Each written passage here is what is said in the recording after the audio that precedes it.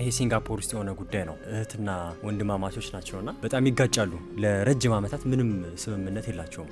የግጭታቸው ምክንያት ደግሞ እህትየው ማታ የወንድሟ መኝታ ክፍል እየገባች ክፍሉን ታጸዳለች ነው እና እንቅልፍ ነሳችኝ ነው የሚለው ወንድምየው ማለት ነው። እና የምትገባበት ሰዓት ማታ 3 ሰዓት ትገባለች፣ እስከ 5 ሰዓት እስከ 6 ሰዓት ታጸዳዳለች፣ ቆይ ትችላለች፣ ትወጣለች። ከዛ አንዳንዴ ደግሞ ደስ ሲላት ምሽት 8 ሰዓት 9 ሰዓት ገብታ ታነጋዋለች ማለት ነው እያጸዳች። እና ወንድምየው የሚለው አንደኛ ፕራይቬሲ የሚባል ነገር አለ፣ እሱን የተጋፋችኝ ነው። ሁለተኛ ደግሞ እንቅልፍ መተኛት አልቻልኩም፣ ትንጎዳጎዳለች፣ ስትጠርግ ምን ስትል በቃ እንቅልፍ መተኛት አልቻልኩም ነው የሚለውና ሌላ ሶስተኛ እህት አለቻቸው ነገሩን የምትታዘብ እና እሷም ስትናገር ያን ድርጊት እሷ ታደርጋለች። እና እንዲሁም ወንድምየው አንዴም አካላዊ ጥቃትም አድርሶባታል፣ መቷታል ማለት ነው። ተጣልተው በኋላ ላይ ወደ ፍርድ ቤት ነው ነገሩ የሄደው። ወንድሟ ከሰሳት ማለት ነው እህቱን። እና ምንድነው ብሎ የከሰሳት መኝታ ቤት እየገባች ክፍሎቹን እያጸዳች እንቅልፌ እንዳልተኛ አድርጋኛለች እና ከብዙ ነገር እያስተጓጎለችኝ ነው በሚል ነበር። እና ፍርድ ቤቱ ሲጠይቃት አዎ አድርጌያለሁ። ለምን አደረግሽ ስትባል ስለምፈልግ ነው፣ በቃ ማጽዳት ስለምፈልግ ነው። አንደኛ ወንድምየው ቤቱን የሚያጸዳ አይነት ሰው አይደለም። ስለዚህ ምንም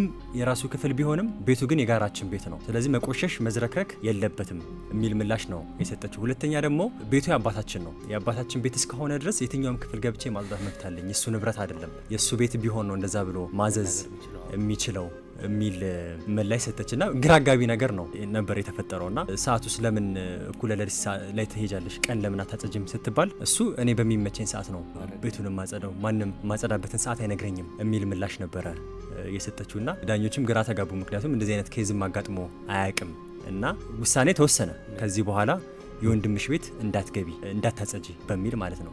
ግን ተፈጻሚነቱ ምን ያህል ነው ተብሎ ስትጠየቅ የምታደርጉትን ሌላ እርምጃ ካለ ውሰዱ፣ እኔ ግን ማጽዳቴን አላቆም ስትል እዛው ፍርድ ቤት ላይ ምላሽ ሰጠች ማለት ነውና ያንን በመናገሯ ይሄ ንግግሯ ብቻ ሌላ ከባድ ቅጣት ሊያስቀጣት ይችላል ተብሏል። እሷ ግን ከዚህ ከወጣውን በኋላ ያንን ድርጊት አላቆምም የሚል ምላሽ ሰጥታለች።